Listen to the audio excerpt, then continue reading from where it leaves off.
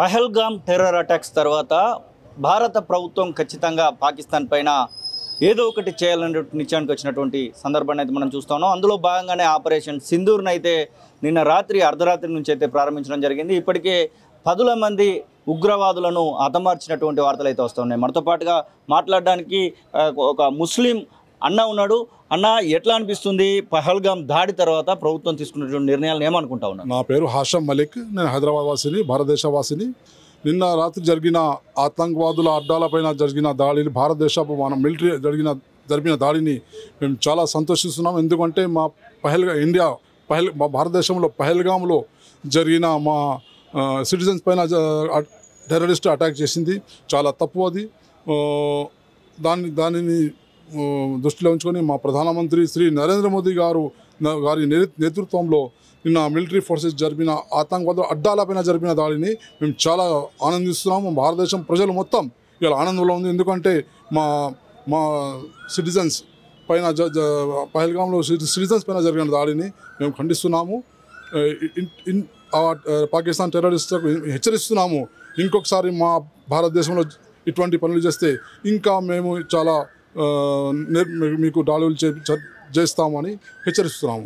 ఇక్కడ హైదరాబాద్లో కూడా చాలామంది పాకిస్తానీలు ఉన్నారు, వాళ్ళని పంపించేయాల్సిందే అన్నటువంటి వార్తలు కూడా మనం చూసాము. వాళ్ళని కొంతమందిని పంపించేటువంటి ప్రయత్నాలు కూడా జరుగుతూ ఉన్నాయి. పాత బస్తీ అనేది టెర్రరిస్టుకు అడ్డాగా మారిందనేటువంటి వార్తలను కూడా మనం గతంలో చూడడం జరిగింది. దాని మీద ఏం చెప్తారు?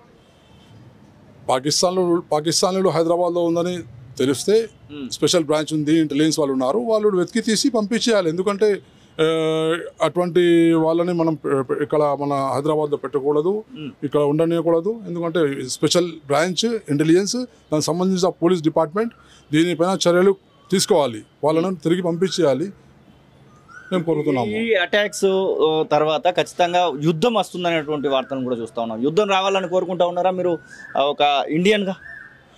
మా దేశ ప్రధానమంత్రి శ్రీ నరేంద్ర మోదీ గారు చాలా మంచిగా డిప్లొమాటిక్గా ఆలోచిస్తారు. మా దేశంలో ఉన్న చాలా మంచిగా ఆఫీసర్స్ ఉన్నారు. అంటే యుద్ధం అంటే అంత ఈజీ కాదు. మేము కూడా అటువంటి ఆలోచించాము. ఎటువంటి సమాధానం వస్తే అటువంటి మేము జవాబు ఇస్తాము.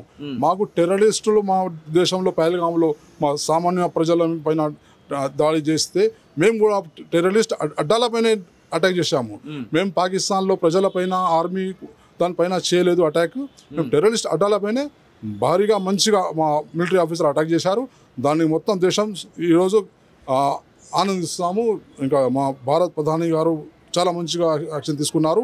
జై హింద్, జై భారత్ మాత. పీఓకేని ఖచ్చితంగా స్వాధీనం చేసుకోవాల్సిందే అనేటువంటి డిమాండ్ కూడా వస్తూ ఉంది. పాకిస్తాన్ ఆక్రమిత భూభాగం ఏదైతే ఉందో దాన్ని ఖచ్చితంగా స్వాధీనం చేసుకోవాలంటా ఉన్నారు. మీరేమనుకుంటా ఉన్నారు? పీఓకే ఈరోజు కాకపోయినా రేపైనా భారతదేశం ఆక్యుపై చేసుకుంటుంది. ఎందుకంటే అది మా దేశం, అది మా భూమి, అది మాది. ఎందుకంటే పీఓకే అంటే పాక్ ఆక్యుపై కాశ్మీర్ ఆక్యుపై చేసింది. తప్పకుండా ఈరోజు కాకుండా రేపు మేము మా స్వాధీనం చేసుకుంటాము.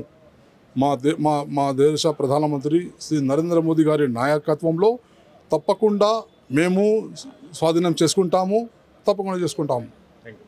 ఇది ఒక ముస్లిం అన్న మాట్లాడుతున్నట్టు ఖచ్చితంగా పాకిస్తాన్ టెర్రరిస్టులకు బుద్ధి చెప్పాల్సిందే అన్నటువంటి మాటనైతే వారు చెప్తున్న పరిస్థితి. కెమెరా పర్సన్ మహేష్తో కలిసి శ్రీనివాస్, కాలోజీ టీవీ, హైదరాబాద్.